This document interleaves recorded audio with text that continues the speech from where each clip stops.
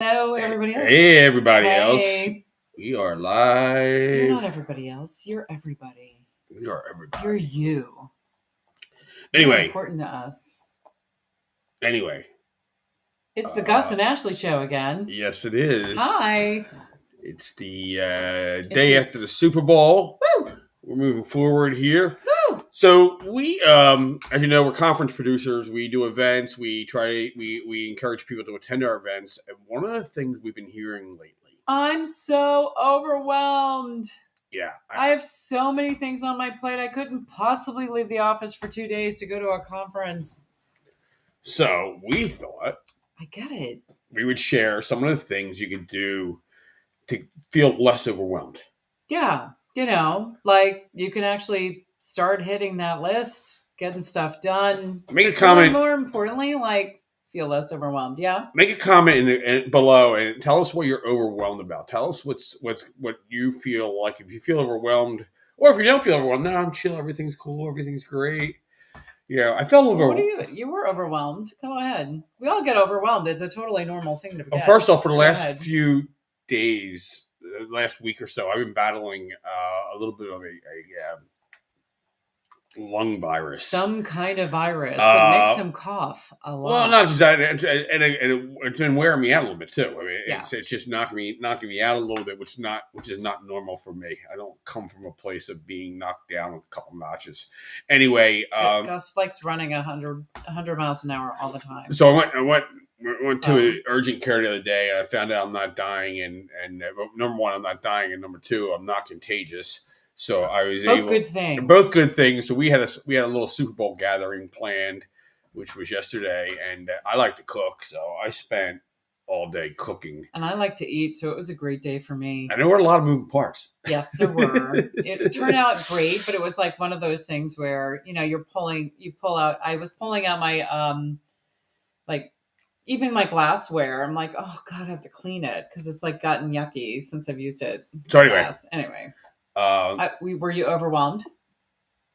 I was not overwhelmed, but I could have been easily overwhelmed. I get it. If it snowed, I would have done driveway and stuff like that too. That would have just been I would have been overwhelmed. I think it's supposed to snow tomorrow, but anyway, we hear a lot about people who get overwhelmed at work, and it's easy to do. It happens to me all the time. I will reach a moment of complete indecision. I'm like, I have so much on my plate. I'm not sure which to tackle first, so I just kind of like sit there, just like. We're also selfish on bringing this to you because we want those who can to come to our conferences. We want you guys to feel freed up enough to come to our conference. And our next conference is in I almost said Sunny Isles Beach. It's actually St. Pete Beach, Florida. St. Pete Beach, Florida, which is today. It's 86 degrees there. It's one of the sunniest. It was named the sunniest place or the most days of continuous sunshine in the world. So, it's pretty nuts. So we want to help you guys get there beautiful so that you white can sandy enjoy beach. The beach, you can enjoy the conference, that you can enjoy being somewhere else for a couple of days. Yeah, if you've ever had to travel for work or if you travel for pleasure, there's a lot of things you have to put on the back burner or maybe make sure taken care of before you can take off. Absolutely. So the first thing you can do, prioritize ruthlessly. And that means identify the essentials, list all the tasks and categories. I think we discussed this. Categorize them by interest and like how important they are. Is it urgent? Is it important? Do we have that the graphic? The Eisenhower graphic. No, I don't have it sit here. Literally write everything down. Gus does this frequently. He'll put everything on a list. Sometimes I'll just brain dump. He just he has from taking a card, white paper, and he'll just write down. Taking a card to the shop. These are the three things I want done. To this is the paperwork that needs to be done. This is the calls that need to be done. This is the things that need to go on the website. It's that every projects I'm working on, right? Future projects, and all this stuff down. Yeah, and then once you've done that, good job. Prioritize. Focus on what needs to be done right away. Urgent? Is it urgent? It's urgent and it's important. Is it urgent or important? If it's urgent and unimportant, delegate. If it's urgent and important, that's something you have to do. Do it right now. If it's not urgent, schedule for the future. Later. Right. And if it's not urgent and not important, don't do it. Do you even need to do it? Yeah. Delete it. Yes. So that's and what really happens to me every time I do that and make Yeah. that list, and I'm actually probably going to do one tomorrow. Yeah. It's like a lot going on. When I make that list, I look at all those things on there, and usually I get to work on it, and then like by the end of the week, there's like 10 things on there that have fixed themselves. No, there you go. They usually self-correct or didn't need to be done. Yeah, it wasn't important as it should have been. So number 2, go ahead. Embrace the no. Yes. Learn to say no. No, I can't do that. I'm sorry, that just doesn't fit into my schedule. At least not right now. I've got friends of mine who would always say yes to everything, and here's what happens: they say yes to everything, and then they couldn't do it. Right, and that's just ugly for everybody. But then it looks like they're unreliable. Right. So when you have the best of intentions, you want to say yes. You want to be the supporter and somebody who can help. But if you're saying yes to something that you just cannot fit into your schedule, you're not helping anybody. You're making it worse for yourself, and you're making it worse for the person who asked you to help them out. So just say no. It's okay. So once you have this list made, it's time to break down and conquer. So number 3 is to chunk it down.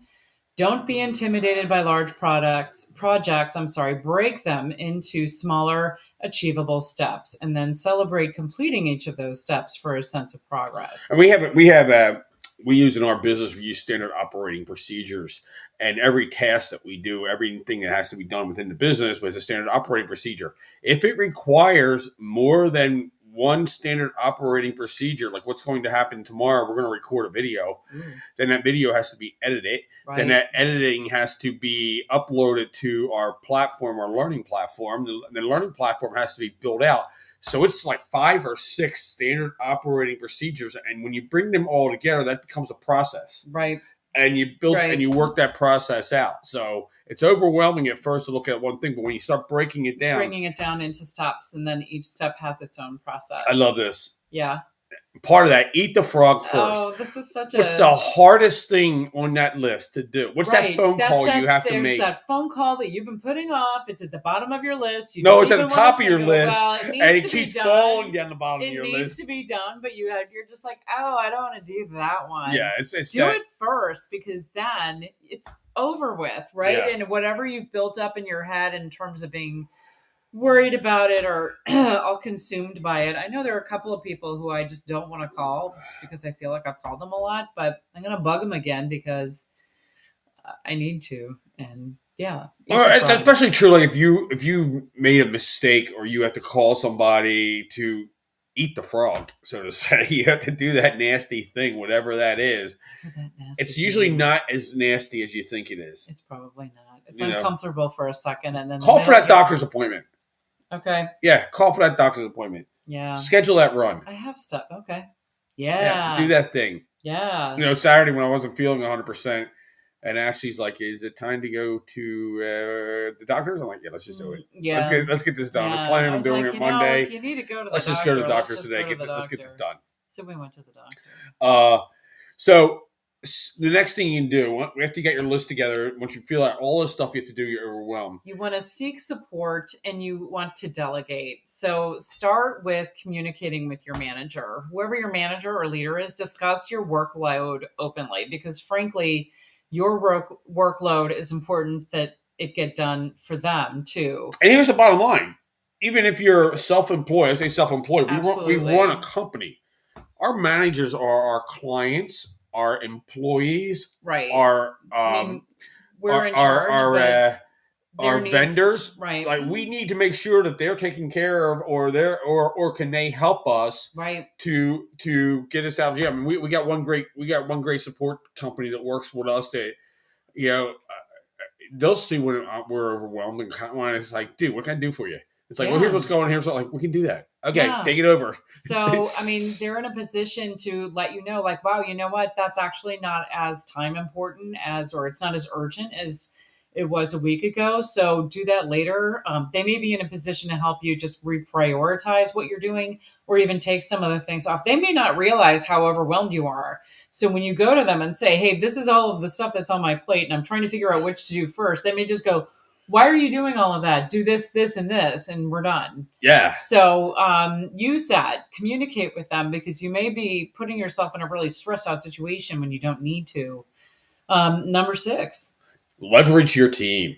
As Gus was just talking about, there was a time where we were trying to figure out how to do something with our software. And when we talked to our software folks, they were like, yeah, we know how to do that. Or let us take care of that while you work on this. It's like, okay. It also gives, I like this one too, because the other side of this coin is if you have direct reports, and everybody's a direct report for us, when you leverage your team, it gives them opportunities to grow. Absolutely. It allows them to get out of their comfort zone, try a new task, try something different. Yeah, and it's good. It's good for them to be in a position where they feel like they're helping out. They're learning something new, and now they're in a position to be able to repeat that over and over again. So when you set something like that up, you're actually helping them, and you're helping your company as an overall just to be able to grow. So on that note, the next thing is something that I didn't do last week enough of, but I told myself I should set an alarm. Is take breaks. You need to manage your mental and physical well-being, and taking a break helps a lot. You just need to step away from your computer. You need to get out of your chair. You need to walk around a little. You need to change the air in your lungs. Need to just go outside for 5 minutes. If it's crappy out, go somewhere else. You can meditate, practice mindfulness. Absolutely. We're running out of time here. We are. Practice mindfulness. Really concentrate on what you're working on and make sure you're taking care of that. Absolutely. Maintain healthy habits. We're big on this. We talked about this last week. Make sure you're getting enough sleep. Make sure you're getting some exercise. You got to move your body. Eat healthy. Drink water. That's one of my favorite things to forget to do. I tend to drink more at night than I do during the day, but I should. Wine doesn't count. I meant water. Thank you. Anyway, maintain healthy habits so that you can at least make sure that your mind and your body are giving it all. Yeah. I like the last thing. Set boundaries. Disconnect from work outside designated hours. This is the first weekend this year that we haven't worked. And it was kind of refreshing. I don't know. I felt overwhelmed this morning. No, it was sort of refreshing. I mean, we're always working. We always have our phones on. We always have something going on. But to really focus on, like, we did some entertaining, which was fun. We had some friends over, which was great. Gus cooked up a storm. We watched the Super Bowl, and it was just kind of fun not to have like massive series. I didn't attack the whiteboard once this weekend, so there you go. It's usually right there. Anyway, we have to roll. Just remember, you're not alone. Address your feelings of overwhelm. Always feel free to reach out to us. Leave a note, leave a comment, email us if you have to. We're here to help.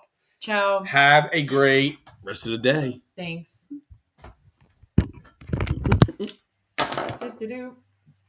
All right. We're moving over.